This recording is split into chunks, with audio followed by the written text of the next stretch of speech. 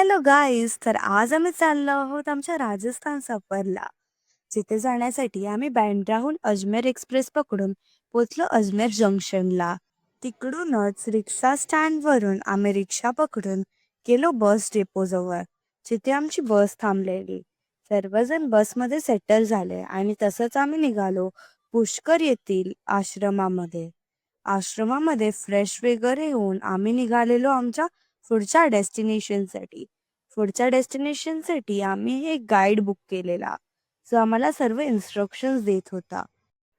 गाईडचं instructions देताना मी बघितलं की या दोघांचा तर टाइमपास चालू आहे.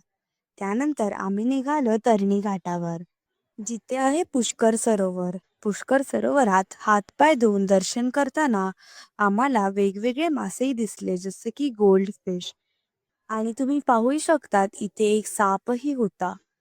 सर्व झाल्यानंतर आम्ही निघालो तिकडेच असलेल्या ब्रह्ममंदिरात, जे एकमेव ब्रह्ममंदिर आहे.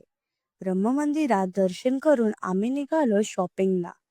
शॉपिंग करून झाल्यानंतर आम्ही निघालो आमच्या साईड सीइंगसाठी. साईड सीइंगमध्ये आम्ही कॅमेल राईड आणि ब्युटिफुल सनसेट बघून आमचा दिवस एंड केला. So guys, stay tuned for day 2. Thank you.